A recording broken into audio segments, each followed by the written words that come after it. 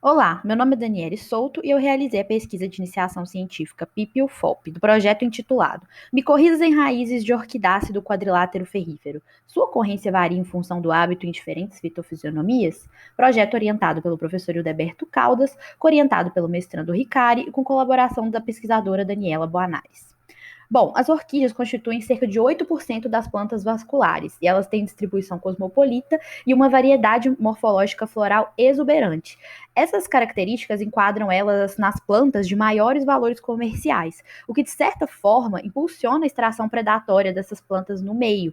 E essa retirada, que pode ocorrer em massa na natureza, ameaça a diversidade das espécies da família.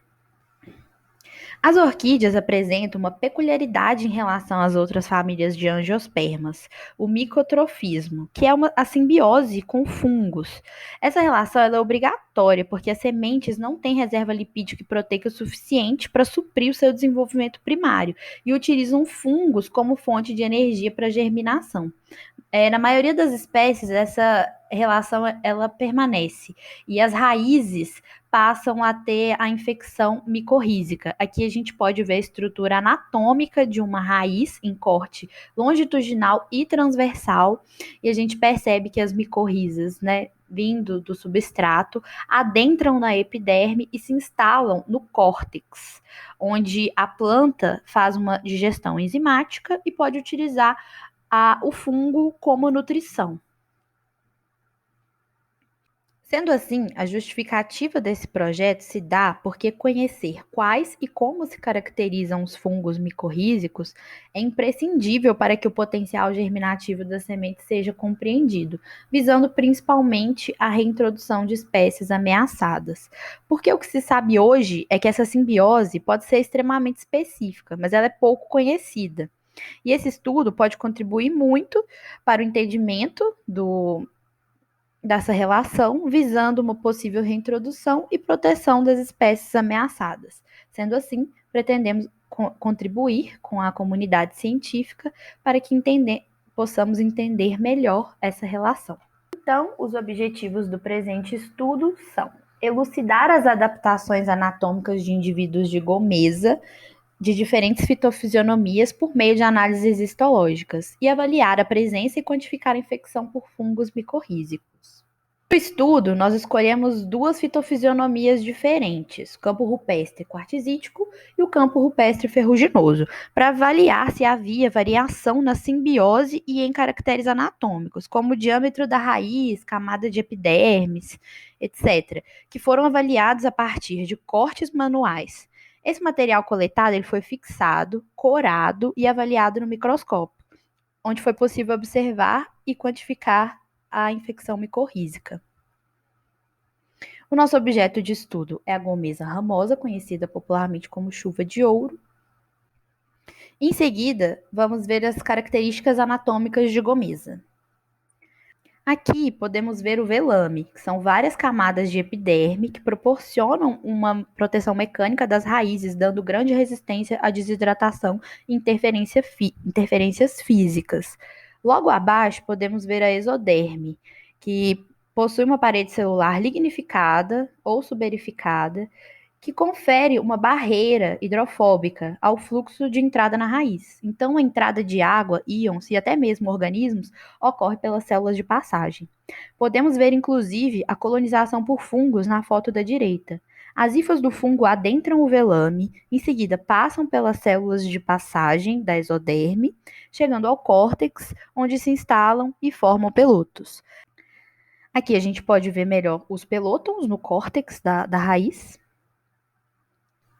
Aqui na foto da esquerda, podemos ver os pelótons, né, no ápice da colonização do córtex, e na foto da direita, podemos ver já os pelótons em digestão enzimática feito pela planta. Bom, mais internamente a raiz encontra-se a endoderme, que é uma camada de células que envolve o cilindro central. As paredes celulares da endoderme são fortemente espessadas e, exceto nas células de passagem, que formam uma segunda barreira, né, que faz com que a água e os íons demais solutos sejam guiados por dentro das células de passagem da endoderme, evitando que os fungos micorrízicos atinjam o sistema vascular, ou seja, evitando que essa relação se torne patológica para a planta. Em relação aos indivíduos de diferentes fitofisionomias, percebemos que no campo rupestre quartzítico, os indivíduos apresentam parede secundária lignificada na medula do cilindro central, como podemos ver na foto à esquerda. E no campo rupestre ferruginoso, as células da medula apresentam apenas parede primária, como podemos ver na foto da direita. Não houve uma grande diferença entre as raízes, nem nos caracteres anatômicos, nem com relação ao fungo micorrízico observado.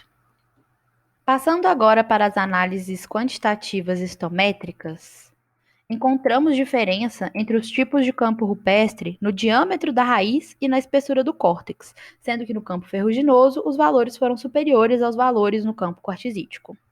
As camadas de velame não diferiram entre os campos, indicando que o diâmetro das raízes não interfere no investimento em velame. A quantidade de células de passagem da endoderme apresentou diferença significativa entre os campos rupestres, o que provavelmente está relacionado ao número de polos de protoxilema das raízes, onde também foi verificada a diferença, sendo que no campo ferruginoso os valores foram maiores. A estimativa de quantificação de infecção por micorrizas não diferiu significativamente entre as fitofisionomias, assim como a quantidade de células de passagem da exoderme, mesmo com a diferença no diâmetro da raiz. Como a infecção por micorriza se inicia pelo velame, passando em seguida pelas células de passagem da exoderme, e exatamente esses caracteres não apresentaram diferenças significativas, a quantidade semelhante de colonização por fungos pode ser explicada exatamente por essa relação. Bom, existe um longo caminho a se percorrer para entender a relação entre as orquídeas e fungos micorrízicos, sua especificidade e suas características, para que a gente possa entender melhor esse potencial germinativo das sementes de orquídeas. No entanto, né, a partir desse estudo, encontramos a sugestão do próximo passo dessa caminhada, através da diferença encontrada no calibre da raiz, pois o calibre da raiz sugere uma plasticidade fenotípica que pode estar relacionado aos compostos bióticos e abióticos presentes no substrato, embora seja necessária uma análise biótica e abiótica do substrato, que pode ocorrer exatamente em futuros estudos. Assim, poderemos entender melhor ainda essa relação. Agradeço ao FOP, à Pró-Reitoria de Pesquisa e Pós-Graduação, ao Departamento de Biodiversidade, Ecologia e Meio Ambiente e ao Instituto de Ciências Exatas e Biológicas. Muito obrigada.